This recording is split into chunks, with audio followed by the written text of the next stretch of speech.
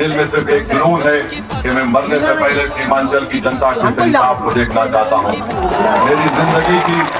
मेरी जिंदगी के अल्लाह ने मुझे बहुत चीजों से नवाजा, अल्लाह ने मुझे इतनी नेमतों से नवाजा कि मैं सोच भी नहीं सकता।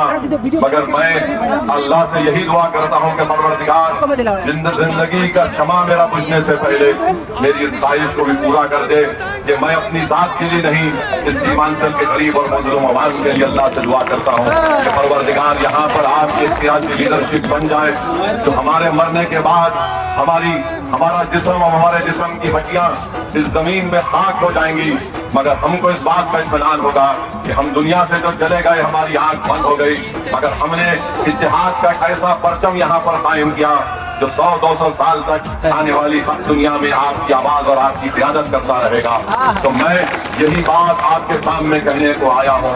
और मैं कल ऊंचा दामन में इदार रज़वी साहब के घर जाकर उनसे मिला, उनको गले से लगाया और मैंने कहा, इदार रज़वी साहब, तेजस्वी ने तो आपको छोड़ दिया था, मगर मैं आपको छोड़ने वाला नहीं हूँ। मैं आपके घर को आया हूँ, आपसे मिलने के लिए आया हूँ। और मैं उनको गले से लगाया और अपने दिल की शिकायत उनके सामने किया। तो रुकनुद्दीन साहब, हम आपसे भी कह रहे हैं, सोचो थोड़ी देर के लिए, सोचो थोड़ी देर के लिए ये बैसी की जनता को क्या मिला। 6 बार सुभान साहब यहाँ के विधायक बने, उन्होंने क्या काम करवाया बैसी में, हमको बताओ। लोग ये तमाम राजद, बीजेपी के और हर सियासी पार्टी का नेता बोलता है ओवैसी बहरिया है। यकीनन मैं बहरिया हूँ, मैं हैदराबाद से आया हूँ, मगर मुझे ये तो बताओ कि तुम 6 मर्तबा के विधायक हो, तुमने बैसी में क्या किया? आप तो मंत्री थे ना सुभान साहब, अल्लाह ने आपको राहत पुनर्निवास का मंत्री बनाया था, राहत पुनर्निवास का मंत्री बनाया था। आपने क्या किया बताओ? मोदी और नीतीश कुमार, तुमने बैसी की जनता को धोखा क्यों किया? आज मैं आपसे पूछना चाह रहा हूँ कि एक ताराबाड़ी का ब्रिज का काम 10 साल से चल रहा है, मुकम्मल नहीं हुआ। बताओ मोदी, बताओ नीतीश कुमार, ये तुम्हारी सीमांचल से नफरत की निशानी नहीं तो क्या है? और बैसी, सुनिए आप थोड़ी देर के लिए मेरी बात को, और बैसी को नरेंद्र मोदी की सरकार ने एस्पिरेशनल ब्लॉक में इसका नाम लिखा। एस्पिरेशनल ब्लॉक भारत के होते हैं, जो सबसे पसमानदा होते उसमें लिख तो लिया, मगर 10 साल से ब्रिज नहीं बन पा रहा।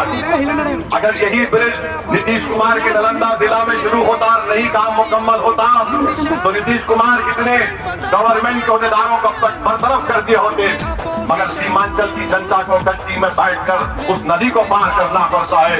ये सीमांचल की जनता और बैसी की जनता को देखना है कि तुम्हारे जान की कीमत नहीं, नालंदा के रहने वाले इंसान को इंसान समझा जाता है, सीमांचल की सरजमीन पर बसने वालों को इंसान की नजर से नहीं देखा जाता। यही लड़ाई मजलिस और ओवैसी है कि यहाँ पर इंसान बसते, यहाँ पर इंसान बसते हैं। और आप जानते हैं मेरे अजीज दोस्तों और बुजुर्गों, हेलीकॉप्टर से मोदी भी उतरेगा, हेलीकॉप्टर से नीतीश भी उतरेगा, हेलीकॉप्टर से तेजस्वी भी उतरेगा। कहां पर उतरेगा? बैसी में एक स्कूल में उतरेगा, मगर स्कूल में बाउंड्री वॉल नहीं है, स्कूल में क्लासरूम नहीं है, स्कूल में टीचर नहीं है। बड़े बड़े नेता अपना हेलीकॉप्टर उतारते हैं स्कूल की बिल्डिंग में, मगर स्कूल की बाउंड्री वॉल नहीं है। ये सीमांचल से तुम्हारी मोहब्बत है भाजपा और नीतीश कुमार और राजद के लोगों, बताओ हमको। सुभान साहब, आपने 6 मरतबा यहाँ की जनता ने आपको विधायक मुंतखब किया, आपने क्या दिया? हाँ, आज दे रहे हैं, दौलत बांट रहे हैं, दौलत बहुत बांट रहे हैं। अब्दुल सुभान, ठीक है, कोई बात नहीं, जिस जनता का तुमने खून चूस कर दौलत कमाई, आज तुमको खर्च करना पड़ रहा है। ऊपर दो सुभान साहब, सुभान साहब। मगर 11 को अंदर जब पोलिंग बूथ में जाएगा हमारी बेटी, हमारी माँ, हमारी बहन, हमारा बुजुर्ग, तो बटन दबेगा, बटन साफ। और अगर कोई ले रहा है तो भाई लो, खाजा का लंगर है, लूट के लेकर। आज आप दौलत निकालने पे मजबूर हो गए। मैं आपको बता रहा हूँ, बैसी ब्लॉक इंशाअल्लाह गुलाम सरवर को कामयाब करिए, ये ताराबाड़ी का ब्रिज का काम शुरू होगा और खत्म भी होगा। और अगर नहीं शुरू होगा तो सुन लो, पटना में बैठने वाले जालिमों, यहाँ पर चक्का जाम करने के लिए ओवैसी खुद आकर बैठेगा।